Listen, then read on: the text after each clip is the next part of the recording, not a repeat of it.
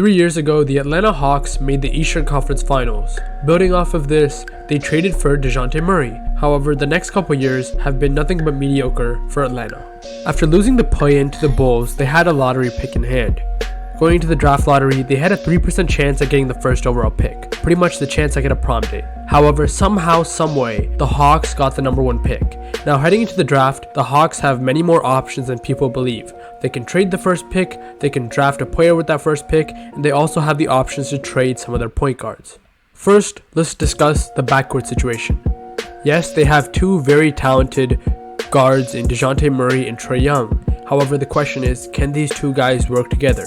And over the past couple seasons, the common consensus has been no.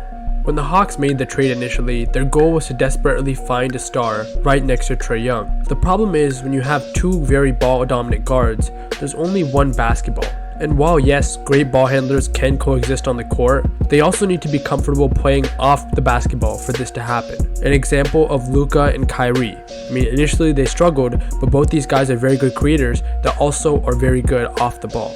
And while both Trae and DeJounte are efficient when it comes to catch and shoot, they're not that good when it comes to other off-ball things like cutting, space creation without the ball, and creating mismatches. There have been many Hawks possessions over the last couple years where one of the two will have the ball and the other one will kind of just stay idle around the three-point line and not try to do anything while not having the ball.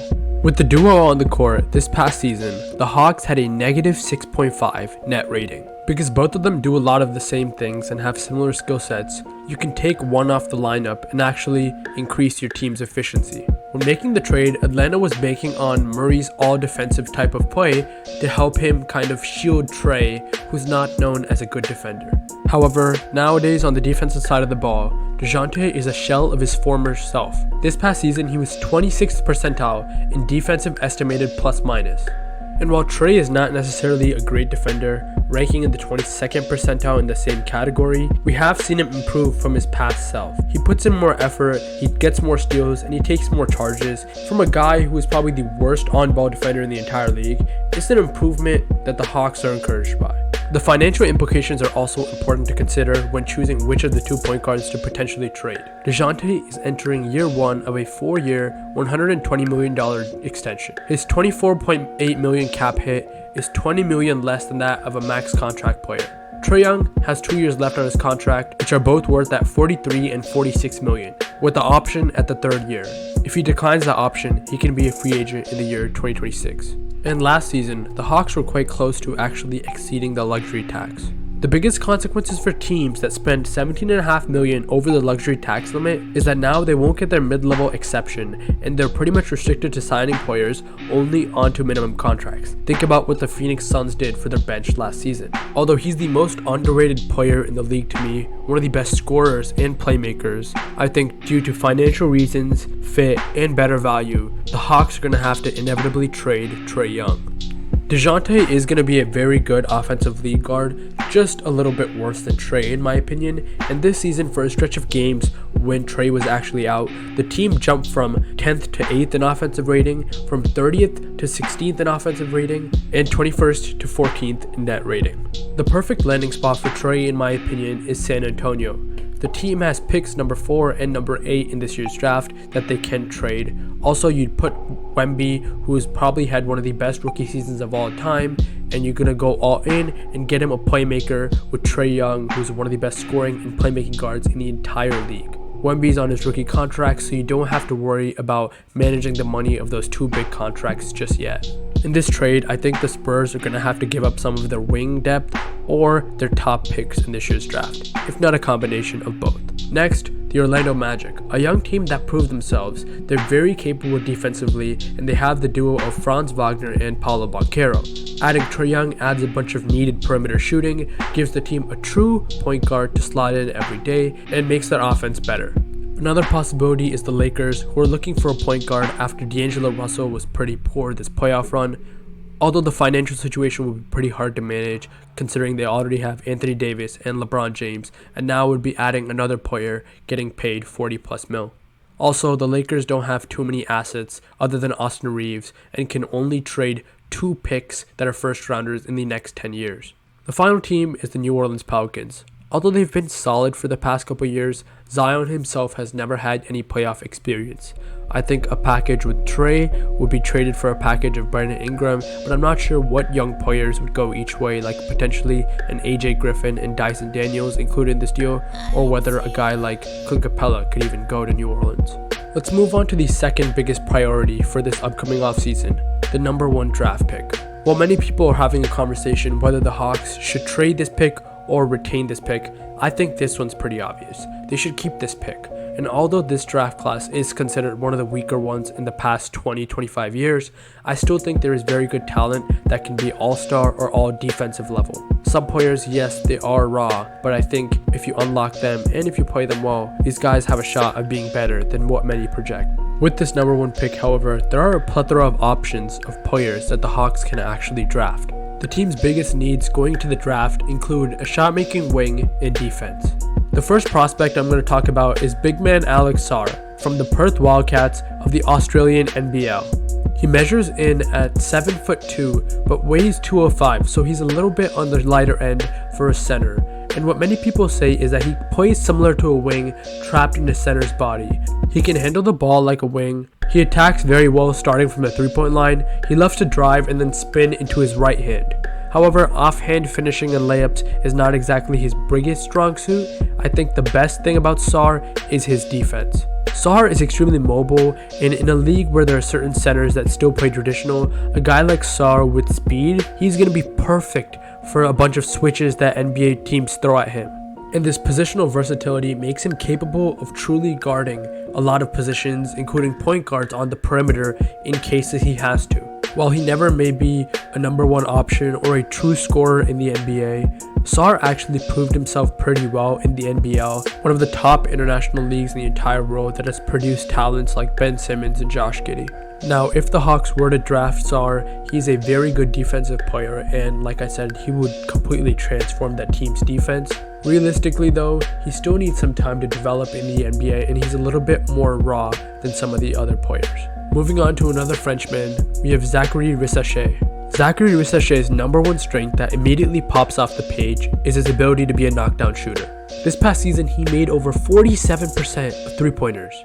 Just over the past year, he's improved from 34.3% to 47.1%, which would be perfect adapting to the modern NBA. He's a solid ball handler for his size. He's a 3-4 type of wing who stands at 6'8", 6'9". He's capable of bringing the ball up the floor. However, he never really got chances to actually create for himself in a point forward type of role. So on any team he's going to join, I think he's going to join as like a second or third scorer type of guy. Some very, very good comparisons or examples include players like Franz Wagner and Michael Porter Jr. Some of his weaknesses include his low rim efficiency, and in the last couple years he's only made 38% of shots at the rim. This past season it is 51%, so it is going up, but he's still not very efficient at the rim. For him, a 3 versus a shot at the rim, the chances he makes them are about the exact same. It's important he can really shoot at the next level, because in the past with Atlanta, we've seen guys like Cam Reddish or DeAndre Hunter that they drafted to have a lot of promise, especially on the end of shooting, and they didn't really pan out exactly, as Cam Reddish got traded and he's been bouncing around the league for a couple of times, and he's been a pretty bad shooter even now. And then DeAndre Hunter is a starting small forward for the Hawks, but he's injured a bunch. He's a good player, but he is still underwhelming in my opinion, which is why drafting a guy like Rissachet, they can actually get that starting small forward. And finally, the last prospect I'm going to talk about is a guy you guys probably all know. Donovan Clingan, the center of UConn, who just won 2 championships in a row, a back-to-back.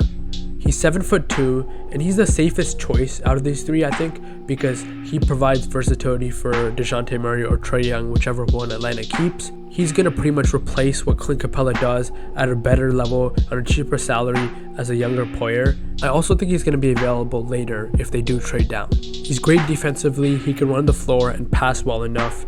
He's still only 20 years old, but still has 2 very good years of experience in the NCAA. And last year, he averaged 2.5 blocks per game in just 22 minutes, which is signs for greatness in the NBA potentially. However, he does have a lack of foot speed, so compared to a guy like Sarr, he's going to be worse on switches, which are very popular in the NBA now in offensive schemes. Plus, he's a very limited shooter, 55% career from the free throw, and he's also just limited offensively, but I think there is a chance that he's a player that could get overdrafted. With all that being said, I think the Atlanta Hawks should use the number 1 pick in the draft to select Alex Sarr. He's a consensus number 1 in most mocks, and I think he's the best fit for their team.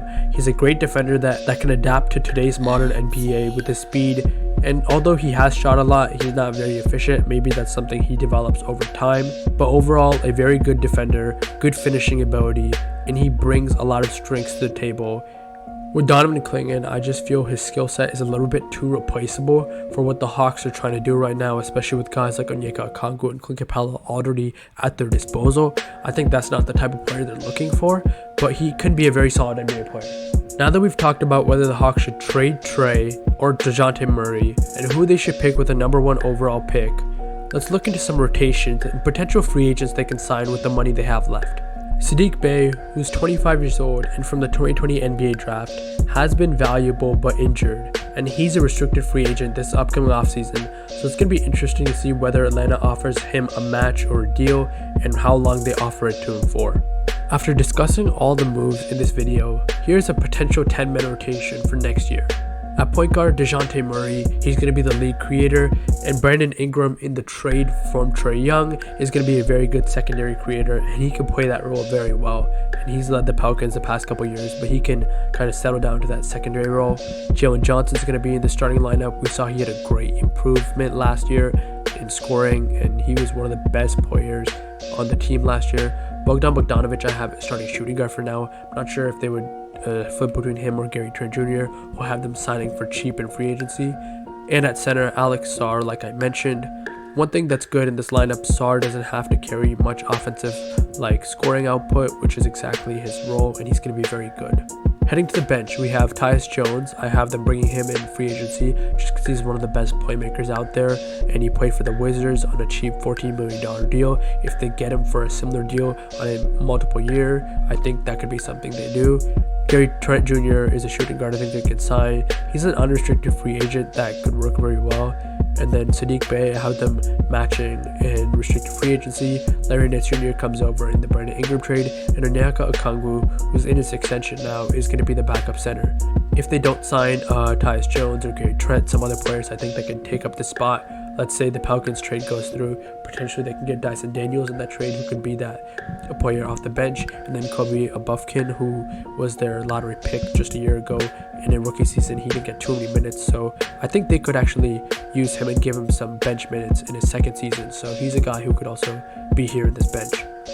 However, all of this could completely be wrong or just flipped because we never know what the Hawks could do. They could keep Trae Young, which it might work. I think Trae Young is obviously the better player between him and DeJounte Murray. I think just for a plethora of reasons you have to keep DeJounte Murray, and it's probably time you traded Trae Young. Alex Sarr, I think, is the right pick at number 1, but who knows what the Hawks will do if they take Zachary Ricochet or if they take Donovan Clingan. And then the bench, I think, is going to be pretty solid, although if they keep DeAndre Hunter, which I think they don't, he could be off this bench. And then Onyeka Okongwu might get traded in the Pelicans deal, but right now I have Capella getting traded in that deal, so we don't really know.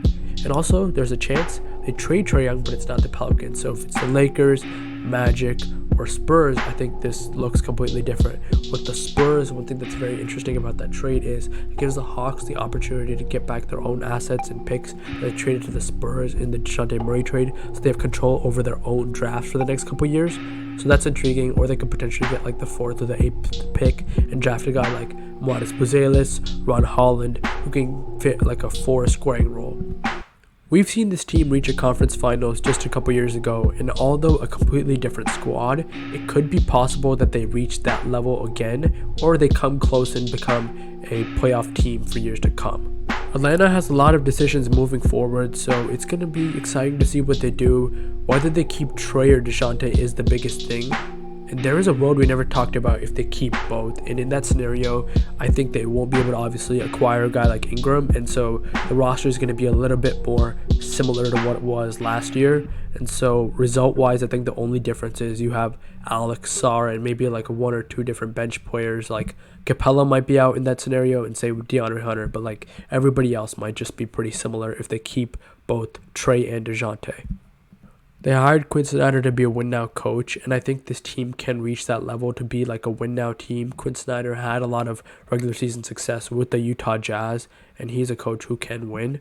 But right now, the team is just too inconsistent, too injured, and I think defense is something they do need to improve, which is why the Alex Sarr pick is extremely crucial. And also, getting rid of one of the point guards inherently helps your defense by slotting in a new player.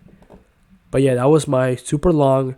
It got a little informal in the end there, but that was my analysis of the Atlanta Hawks, kind of an offseason outlook, what they need to do, what's next. It's going to be exciting to see what they do. But yeah, Hawks fans, if you watched almost all 16 minutes of this video, I appreciate you guys a bunch. Subscribe, leave a like. I'll be back. Thank you. Peace.